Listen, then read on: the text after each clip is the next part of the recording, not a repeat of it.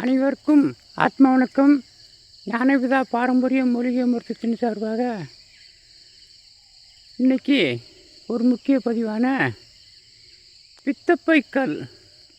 பித்தப்பையின் கல் இருந்தாலே அது பித்தப்பையில் கல் கிடையாது, பித்தப்பையில் கொழுப்பு கட்டி உறைஞ்சிருக்கும். கல்லீரல் சம்மந்தப்பட்டதை பாதிக்கும்போது பித்தப்பையும் சேர்ந்து பாதிக்கும். அந்த பித்தப்பை கல் இருந்துச்சு அப்படின்னா அதை நம்ம எளிமையாக குணமாக்கிடலாம். அதாவது கிட்னியில் உள்ள கல் சீக்கிரம் கரைஞ்சிரும், இது சீக்கிரம் கரையாது. ஒரு சில உடம்பை பொறுத்து 3 மாதத்துலேயும் குணமாகலாம், அது 4 மாதம் கூட ஆயிடலாம். ஒரு சிலருக்கு 1 மண்டலத்திலேயே குணமாயிரும். அவங்களுடைய உடம்புடைய வன்மையை பொறுத்து குணமாகும். ஆனால் எந்த காரணத்தை கொண்டும் பித்தப்பை கல் இருக்குன்னு பயப்படவே வேண்டாம். அதுக்கு ஏற்கனவே நம்ம கடையில் வாங்கின இது கிடையாது. நம்ம தயாரித்த அன்னவேதி வெடிவெப்பு சுந்தரமும் முள்ளங்கி தீநீரும் பித்தப்பை கல், கிட்னி கல், சதையடைப்பு, நீரடைப்பு, யூரின் இன்ஃபெக்ஷன் அத்தனைக்கும் குணமாகும். அதோட இன்னொரு மருந்து சேர்த்து கொடுக்கும்போது உங்களுக்கு 1 மண்டலத்திலேயே குணமாயிரும். இதை இந்த எப்படி தயாரிக்கிற முறையை இந்த வட்டம் நம்மளுடைய மூலிகை வகுப்பு வருகிற ஞாயிற்றுக்கிழமை, அதாவது 8/3/2026 ஞாயிற்றுக்கிழமை நடைபெறும் நிகழ்ச்சியில் வரவங்களையே செஞ்சு காட்ட போகிறேன். நாங்கள் எத்தனையோ செஞ்சாலுமே அவங்களுக்கு ஒரு அனுபவத்தை கொடுக்கும் எண்ணத்தோடு இந்த வட்டம் அந்த நிகழ்ச்சிக்கு வரவங்க அத்தனை வரையுமே அவங்க பக்குவமாக தான் காய்ச்சதுக்காக வேண்டி செஞ்சு காட்ட போகிறேன்.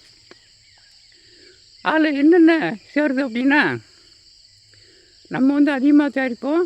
குறையா தயாரிக்கிறவங்க 1 லிட்ரு விளக்கெண்ணெய்,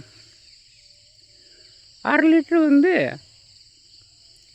வெள்ளைப்பூடு சாறு, 30 கிராம் இந்துப்பு, 10 கிராம் பெருங்காயம். அதில் விளக்கெண்ணெய் அப்படின்னு எடுக்கும்போது சிட்ராமணுக்கு எண்ணெய் மிக மிக சிறந்தது. சிட்ராமணுக்கு பதிவுப்பட்டு ஏற்கனவே நம்ம போட்டிருக்கோம். கடையில் அதிகமாக கிடைக்காதவங்க சிட்ராமணுக்கு நிறையா வாங்கிட்டு அல்லது நம்மளே எடுத்து அதிலிருந்து நம்ம சுத்திகரித்து நம்ம எண்ணெய் எடுத்துக்கலாம். அதில் எண்ணெய் நம்மளே எடுக்குது அப்படிங்கிறத நம்ம ஏற்கனவே போட்டிருக்கோம். அந்த சிட்ராமணுக்கு எண்ணெயை சுத்திகரிக்கணும் அப்படின்னா 1 லிட்ரு விளக்கெண்ணெய்க்கு 1 லிட்ரு இளநீர் தண்ணி சேர்ந்து காய்ச்சி பக்குவமாக காய்ச்சி வச்சுக்கிட்டோம்னா அது சுத்தி. அந்த சிட்ராமணுக்கு எண்ணெயில் 1 லிட்டருக்கு 1/2 லிட்ரு வெள்ளைப்பூடு சாறு எடுக்கணும். வெள்ளைப்பூடுங்கிறது அதாவது ரசத்துக்கு போடுறது சின்ன வெள்ளைப்பூடு தான் மிக மிக சிறந்தது. அந்த அதில் 1/2 லிட்ரு சாறு எடுத்து அதுக்கப்புறம் இந்துப்பு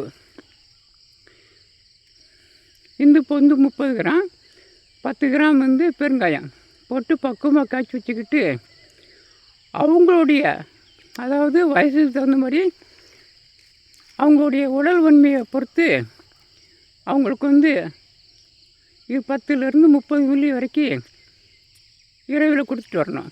கொடுத்துரும்போது நல்லா கழியும், பித்தப்பையும் சீக்கிரம் குணமாகும். அதோட கல்லீரல் சம்பந்தப்பட்ட பிரச்சனை வரும்போது ஏற்கனவே நம்ம நிறையா அனுபவத்தில் கொடுத்தது அவுரிச்சாறு, அதாவது வண்ணாநவரி சாறு கொடுத்துருக்கோம். அந்த வண்ணாநவரி சாறை பாலில் கொடுக்கும்போது அதுவும் பேதியாகவும் செய்யும். கல்லீரல் சம்மந்தப்பட்ட பிரச்சனை அத்தனையும் குணமாக்கும். மஞ்சக்காமலையை குணமாக்கிறதுக்கு அருமையான மருந்து காது அது. அல்லது மஞ்சக்கரிசலாங்கண்ணி சாறில் கொஞ்சம் தேன் கலந்தோ அல்லது பால்லையோ அவங்களுக்கு பிடித்தது. அது ஒரு சிலருக்கு தேன் பிடிக்காது, அவங்களுக்கு பாலை சாப்பிட்டுக்கலாம். ஒரு சிலருக்கு பால் பிடிக்காதுன்னா தேன் கலந்து சாப்பிட்டு வரும்போது அது காலையில் ஒரு வேளைக்கு சாப்பிட்டு வரும்போது எப்பேற்பட்ட பித்தப்பையையும் கல்லையும் குணமாக்கிடலாம், பயப்பட வேண்டாம். அதனால் நம்மளுடைய வீடியோவை பார்த்துட்டே வாங்க. நம்முடைய நிகழ்ச்சிக்கு மாதம் நடக்குத நிகழ்ச்சிக்கும் வாங்க. நீங்கள் நிறையா செய்முறை விளக்கத்தோடு தெரிஞ்சுக்கலாம். நன்றி, வணக்கம்.